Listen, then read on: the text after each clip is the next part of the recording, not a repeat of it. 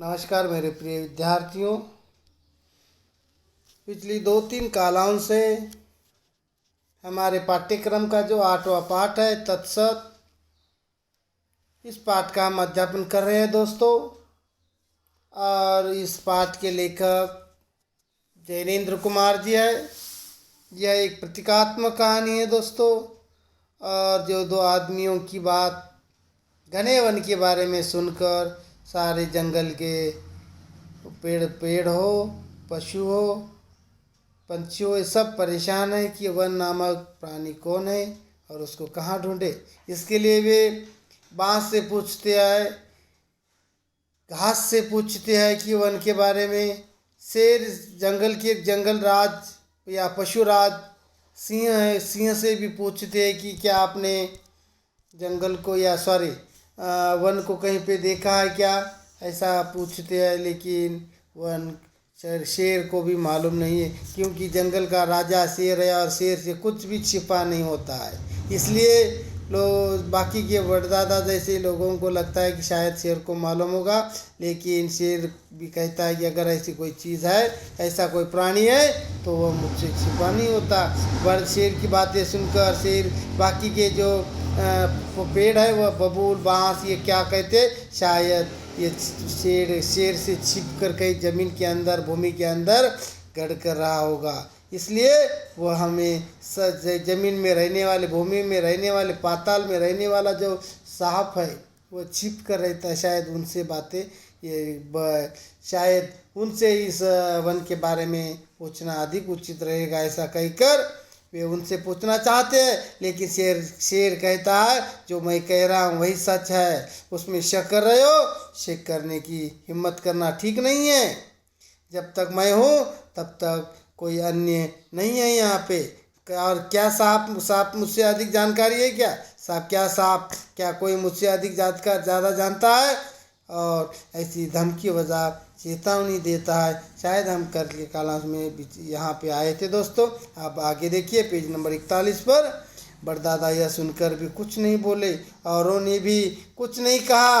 बबूल के कांटे जरूर उस वक्त तनक कर कुछ बबूल के कांटे उस वक्त तनकर कुछ उठ आए थे, लेकिन फिर भी बबूल ने धीरज नहीं छोड़ा और मुंह नहीं खोला। अंत में जमाए लेकर मंतर गति से सिंह वहाँ से चला गया। देखो, सिंह ने धमकी वजह बात कही, क्या मुझसे कोई अधिक जानता है और मेरे बातों पर शक करना ठीक नहीं है। ऐसा कहने के बाद बड़दादा यह सुनकर भी कुछ नहीं बोले। बड़दादा ने शेर की बातें सुनकर कुछ नहीं बोले, लेकिन औरों ने भी कुछ नहीं कहा। औरों की भी अब हिम्मत नहीं हुई कि शेर के सामने कुछ कहे। लेकिन बबूल जो होता है, बबूल में जो कांटे होते हैं वो बबूल के कांटे जरूर उस वक्त तनक कर कुछ उठ आए थे, लेकिन फिर भी बबूल ने धीरज नहीं छोड़ा और मुंह नहीं खोला। और अंत में जमाए लेकर मंतर गति से धीरे धीरे सिंह वहाँ से चला गया। सिंह चले जाने के बाद भाग्य की बात कि सांझ का झुटपुटा होते होते घास में से जाते हुए दिख गए चमकीले देह के नागराज। बबूल की निगाह तीखी थी, झट से बोला, दादा, ओ बड़दादा, वो जा रहे हैं सरफराज, ज्ञानी जीव है। मेरा तो मुंह उनके सामने न कैसे खुल सकता है। आप पूछो तो जरा कि वन का ठौर ठिकाना क्या उन्होंने देखा है। तो देखिए, जिसके बारे में ये लोग बातें कर रहे थे, भाग्य से वही बात सामने आई। इस बात कि सांझ का झुटपुटा होते होते सांझ हो रही थी और अभी अंधेरा होने की संभावना थी। अभी कुछ समय में अंधेरा हो ही रहा था कि उस उतने में घास में से जाते हुए चमकीले सांप नागराज बबूल को दिखाई दिए। बबूल की आंखें उस नागराज के ऊपर नजर जाती है और नागराज से को देखकर बबूल झट से बोलता है, दादा, वो बड़दादा देखो ना, वो सरफराज वहाँ से जा रहे, बहुत ही ज्ञानी जीव है। मेरा तो मुंह उनके सामने कैसे खुल सकता है। मेरी तो उनसे बोलने की हिम्मत नहीं है। तो आप ज़रा पूछ सकते हैं क्या उनको कि क्या वन का ठौर ठिकाना क्या है, कहाँ पर है? क्या आपने उनको वन को कहीं देखा है क्या? ऐसा आप उनसे पूछिए। ऐसा बबूल बड़दादा से कह रहा है। बड़दादा शाम से ही मौन हो रहते हैं। यह पुरानी आदत है। बोले संध्या आ रही है, इस समय बात चालता नहीं चाहिए। देखो दोस्तों, अब बबूल की बातें सुनता है। बबूल की बातें सुनकर बड़दादा कहता है कि बड़दादा क्या इस शाम होते ही मौन धारण करते, किसी से कोई बात नहीं करते बड़दादा। लेकिन वो यह दादा की पुरानी आदत है। और दादा बोलते हैं अब संध्या हो रही है, इस समय वाचालता यानी बातें करने में निपुणता या उनसे बातें करना अच्छी बात नहीं है। ऐसा बड़दादा बबूल से कह रहा है। अब बबूल झक्की ठहरे। झक्की यानी सन की, थोड़ा सा सन की आदमी था बबूल। बबूल झक्की ठहरे। बोले बड़दादा शाम धरती से इतना चिपक कर रहते हैं कि सौभाग्य से हमारी आंखें उन पर पड़ती है। वरना देखिए न कैसा चमकता है। यह सर्प अतिशय शाम है, इससे ये उतने ही ज्ञानी होंगे। अवसर खोना नहीं चाहिए। इनसे कुछ रहस्य पा लेना चाहिए। देखो दोस्तों, अब बड़दादा शाम होते मौन धारण करते और कहते कि इस समय अब किसी से बातचीत करना ठीक नहीं है। लेकिन तो बबूल जो है थोड़ा सा सनकी था।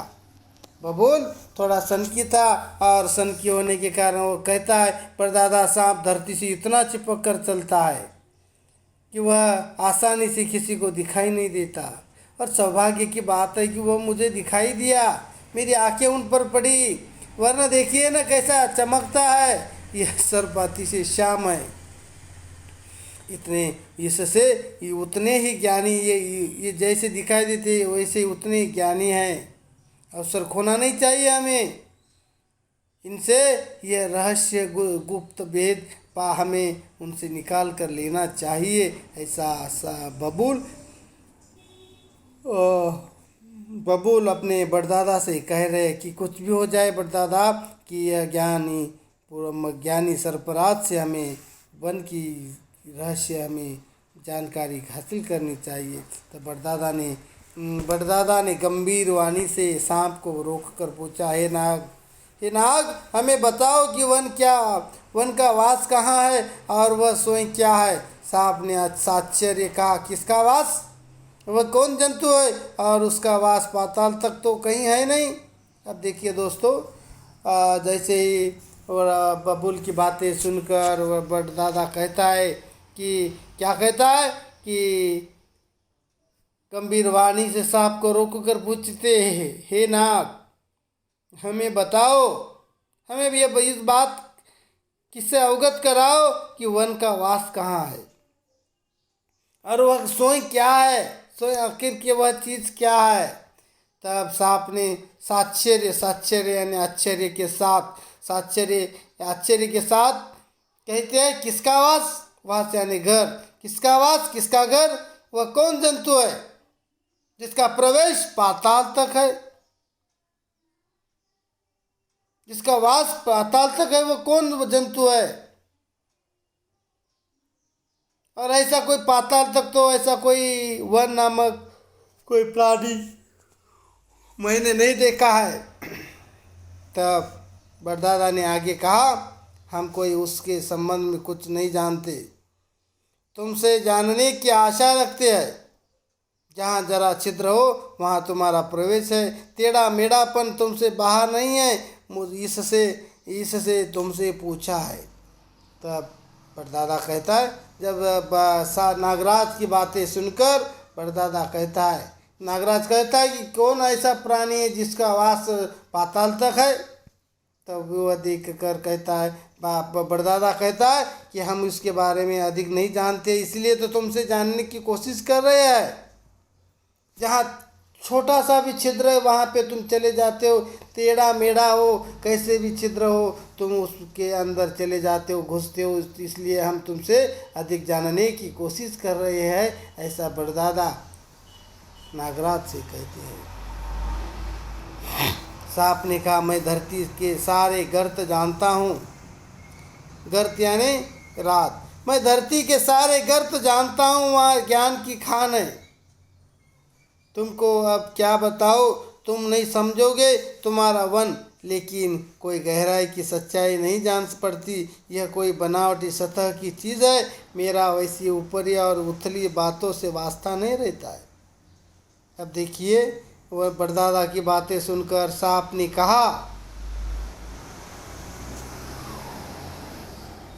कहा, कि मैं धरती के सारे गर्त जानता हूँ, धरती के सारे गड्ढे, धरती के सारे अंदर के राज मैं जानता हूँ। वहाँ ज्ञान की खान है, वहाँ ज्ञान की खान है। तुमको अब मैं क्या बताऊँ, कैसे बताऊँ, तुम नहीं समझोगे तुम्हारा वन, लेकिन कोई गहराई की सच्चाई इसमें मुझे नज़र नहीं आती है।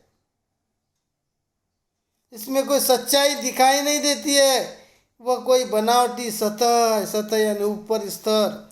यह वन, सांप कहते हैं कि ये कोई बनावटी नाम है। ये सांप कोई चीज़ नहीं है, ये वन कोई चीज़ नहीं है, कोई वस्तु नहीं है। और ये तुमको किसी ने कहा है, ये कोई बनावटी सतह है। मेरा वैसे तो ऊपरी और उथली बातों से वास्ता नहीं होता है। उथली यानी थोड़ी कम गहराई, वो बातों से मेरा उतना वास्ता नहीं होता है। बड़दादा ने कहा, कहना चाहा तो वन सांप ने कहा, वह फर्जी है। यह रुक कह कर वह आगे बढ़ गए। देखिए दोस्तों, सांप नागराज की बातें सुनकर बड़दादा कुछ कहना चाहा, किंतु बीच में बीच में सांप कहते हैं, बड़दादा ने कुछ कहना चाहा तो बीच में वन ने कहा, सांप ने कहा कि वन एक फर्जी है, वह एक बनावटी है। यह कहकर नागराज वहाँ से चले गए। मतलब यह है कि जीव जंतु और पेड़ पौधे आसपास में मिले और पूछताछ करने लगे कि वन को कौन जानता है, वह कहाँ है, क्या है। उनमें सबको ही अपना अपना ज्ञान था। अज्ञानी कोई नहीं था, पर वन का जानकार कोई नहीं था। ऐसी चर्चाएं हुई कि विद्याओं पर विद्याएं उसमें से प्रस्तुत हो गई। अंत में तय पाया कि 2 टांगों वाला आदमी ईमानदार जीव नहीं है। उसने तभी वन की बात बनाकर कह दी, बन गया। सच में वह वन नहीं। देखिए दोस्तों, अब क्या हुआ, सांप ने तो सीधा सीधा कह दिया कि वह कोई फर्जी बनावटी कुछ चीज़ है, और ऐसा कहकर बस नागराज चले गए वहाँ से। मतलब यह है कि जीव जंतु और पेड़ पौधे आपस में मिले। नागराज चले जाने के बाद जंगल के जो भी जीव जंतु है, पेड़ पौधे है, वह सब आसपास एक जगह पर मिल गए और पूछताछ करने लगे कि वन कौन जानता है। आखिर ये वन के बारे में कौन जानता है और वह कहाँ है, वह कौन जानता है, वह कहाँ है, क्या है वह। उनमें सबको ही अपना अपना ज्ञान था। उनमें से हर एक पेड़ को अपना अपना ज्ञान था। सभी ज्ञानी थे, कोई अज्ञानी नहीं था। किंतु वन का जानकार वहाँ उसमें कोई नहीं था। ऐसी चर्चाएं हुई, विद्याओं पर विद्याएं उसमें से प्रस्तुत हो गई। इतनी घमासान चर्चा हुई। सभी लोग वहाँ के जो भी सभी पेड़ पौधे सब एक के ऊपर एक होशियार थे, ज्ञानी थे, लेकिन उनमें से एक भी वन का जानकार नहीं था। वन क्या है जानने वाला कोई नहीं था। विद्याओं पर विद्याएं उसमें से प्रस्तुत हो गई। अंत में तय पाया गया कि 2 टांगों वाला जो आदमी है, देखो, जिन्होंने परदादा के छांव में बैठकर ये वन की बात छेड़ी थी, तो अंत में यह तय हुआ कि 2 टांगों वाला जो आदमी है ईमानदार जीव नहीं है। तो टांगों वाला जो आदमी है वो ईमानदार जीव नहीं है। उसने तभी वो यह वन की बात बनाकर कह दी है। यूं ही वन की बात कहकर फेंक दी है। बन गई, वह बन गया तो बन गया, सच में ऐसा कुछ है ही नहीं है। उस निश्चय के समय बड़दादा ने कहा, भाइयों, वह उन आदमियों को फिर से आने दो।